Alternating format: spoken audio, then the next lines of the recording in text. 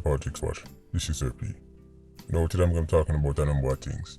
The first one will be one on the field 87 them from a Spanish town, the youth named Mark aka Thomas.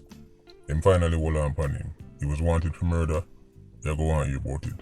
I'm also going to be talking about a poll where them question Jamaicans as to what them think is the biggest failure the country have since independence. I find the answers very interesting. But before we go any further, one of our favorite female police officers then, a squaddy. Well, is a female, so I guess we can call her a squadette. One of our favorite squadette them, Shelly and Allen. We must say Uncle Sam the whole lamp on her, big charge drop on her. Them find her with over 1,000 grams of diet coke. That's over a key. And if you don't know anything about Uncle Sam place, you know say if Uncle Sam catch you with 5 grams of diet coke, you're in for a hard time. Much less a key. Them even find some in her eagle eye. Illegal possession or illegal use of an eagle eye. She's now been sentenced 3 years. So, I know say right now, enough man around me. 3 years over a key with a diet coke. Let's just say things are going to get very interesting. Keep an eye on the news. But I could go back to Mark. War Ready 87. Love the madness. Notice how Spanish Town did flare up and then quiet down. SOE drop and then place quiet down and people say, boy, it look like the tactics them been working. The 87s them will do the real damage. It gone. People say, surely Mark and Boxer can't do so much damage. Well, when you notice at the same time period when Mark left Jamaica, at the same time period Spanish Town calmed down. Yes, of course he's not the only 87. Wassy them there, Wassy a theme boys them. But the difference is, Mark don't business about nothing. You have some 87 where everything have perfect for them go shoot somebody. Them have to see say nobody there, no police are there within a 1 mile radius, right? There's no camera upon the building. Them need 10 conditions for them go shoot somebody. And they have another type of 87 who no business about nothing. The moment them declare war upon you, them will go shoot you anywhere them find you. That is why when they say Mark and Boxer them, the middle of Spanish Town and shoot people near the market, everything they catch on camera. So after them get really hot, the man them jump on a boat and go to Cayman of all places. Boxer was the first one to get catch. They ship him right back to Jamaica. But when they catch Boxer, when they hear say somebody escaped, and based on the description, it did sound like Mark. But nothing wasn't confirmed. Well, now we know it was Mark, because them catch him too. And the Cayman police say he was the one who was with Boxer the day and they hold on upon him. Them catch Mark in a car with 3 other Jamaican nationals. And this is coming from the Cayman loop. It said 3 out of the 4 men them were in the island illegally, as in Cayman illegally. The next person is also a Jamaican national, but him have work permit. So I don't know what happened to him. But the 3 men them, right, including Mark, some serious problem. Ship off back thing. It got ready.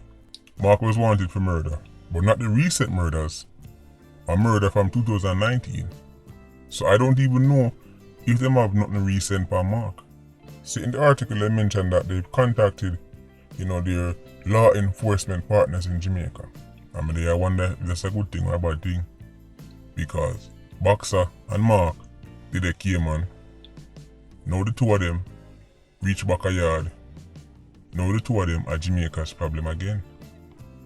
You know so them can't keep them on behind bars for too long. You know so them can't get them big lawyer to file all kind of habeas corpus maximus. Next thing you hear say, man I forget Lego. Even when they in charge, man, you say witness can't find. Them can't find documents have to be released. So, I wonder if Cayman could do a favor and just hold on for Mark and Boxer for at least 2 more years and give Spanish Town a break. You see, at this rate reach now, we have to now start asking other countries. So let's hold on upon him, man. When they make the call, like the Cayman police make the call, hello, yes, this is the Cayman authorities. We have Mark and Boxer here. We're going to be shipping them off. JCF would just say, Cayman, only can't give you a favor. Do you a favor? Just hold on upon him, man. Yeah, just hold on upon him for another 2 years. Right. Yeah, please. I beg you. Because we can't keep them behind bar. Just to be a favor. A small favor. Right. We even cover him expenses. Hold him at jail, a Cayman, and we cover the food. But nobody send him out here. Because if in drop a yard, man bust the case. And then Spanish Town go burn up again. And this is what I come to. We have to start asking the country if hold on for the man them. Because in the notice, them country not each we catch the man them and dash them away. As in dash them out of them country. Remember, Cayman is a very small place. It don't even make sense to me why somebody running go Cayman. The police them, they're on top of them game. Them just want to see any kind of spookiness. Them a pull you over. Where your documents there? Where you say? Alright, come. Especially when they say a Jamaican, right? Them can't wait to put you back on a boat. Send you back to Irie, man. So, Jamaica have Mark and Boxer again. Yeah. So, maybe see if they can charge them and not come out it. But me not stop saying it.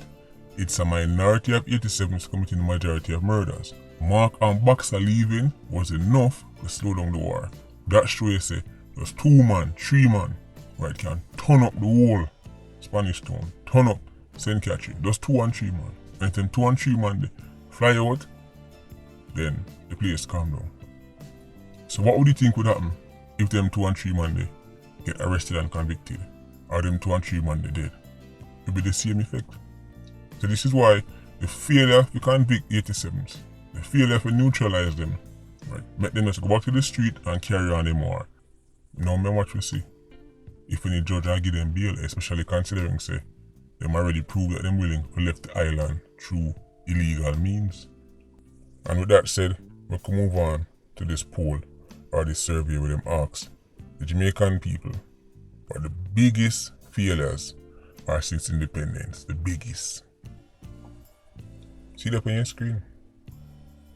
Far out in front. It's not even close. Inability to control crime and violence. It's not even nearly half. 46%, let's call it half. It's the biggest concern the Jamaican people have. Remember when your favorite political loyalists used to always tell us, yo, we are talking about crime for?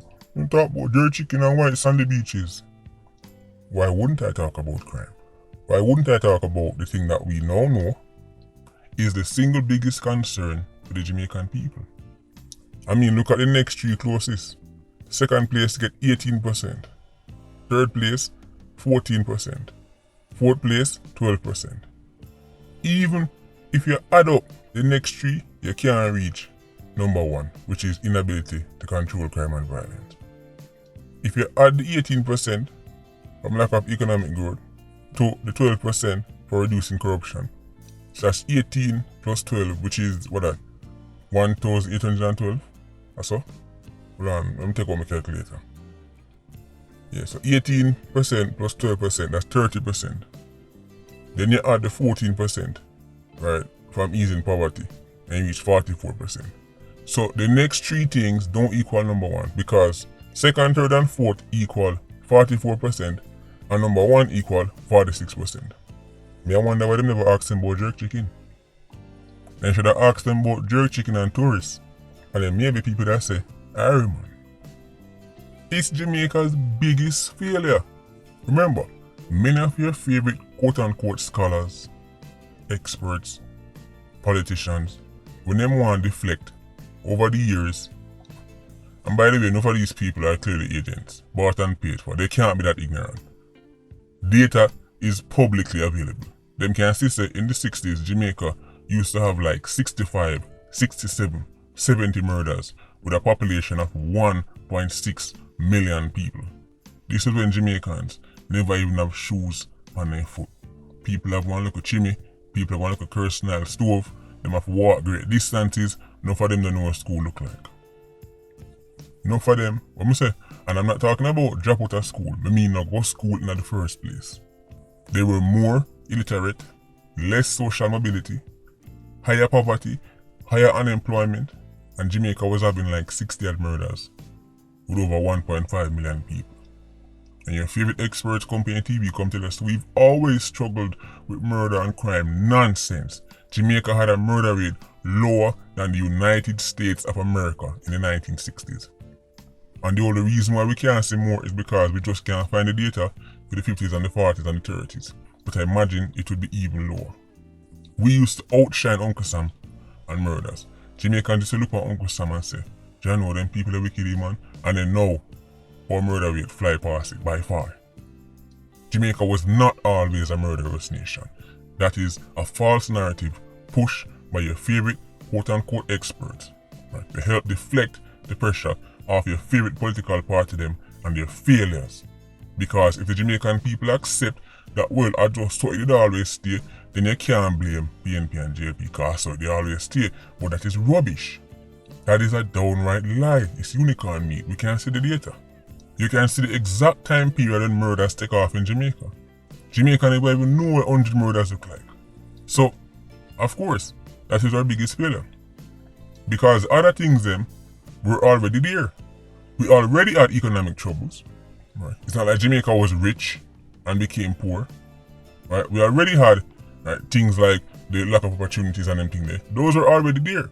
And if you actually check the facts, you will see that many of the metrics, right, Jamaica has seen improvement. You know, if you understand, say, when it comes down to the economy, when it comes on to development, it's not that Jamaica hasn't achieved anything, it's that Jamaica underachieves. There is a difference. Underachieve means that you don't do as good as you should. Jamaica have all the ingredients to be the biggest, strongest superpower in the Caribbean. Jamaica should be an economic powerhouse. Our population is, just call it 3 million. We speak English, which is, we call it the global language, right? We're right next to Uncle Sam. Latin America, they're right there, so we're in the perfect location. We have sunshine, we have everything. Jamaica should be doing much better, so we underachieve when it comes on to them things there. But when it comes on to crime and violence, we downright fail. Because when you're coming first and second in the whole world, that's not underachieve. That is complete disaster. We are not first and second in the world for corruption, right, or disastrous economy or poverty. But check it for yourself. When it comes on to poverty, these things are not measured in feelings. You can see and compare to other countries. Jamaica is nowhere near the most poverty-stricken, malnourished nation in the world. Nowhere near. When it comes on to corruption, believe it or not, Jamaica is also nowhere near the top. What Jamaica top is murder charts. Everything else we underachieve. Countries that have been to civil war have recovered and now have a low murder rate, and Jamaica still a struggle. Jamaica still first, second, maybe third if you're lucky. It's madness. If you had asked me this question before I sent the survey, I would tell you that, in my opinion, crime and violence is the thing where the Jamaican people see as the biggest failure. But now we actually have the data. Now we actually have the results. Number one, it's not even close. In the history of Jamaica, at least from 62, we have never seen unemployment this low, and murder continue to rise. We still attack murder chart. 1,300, 1,400 murders every year, regardless of what is happening in the economy.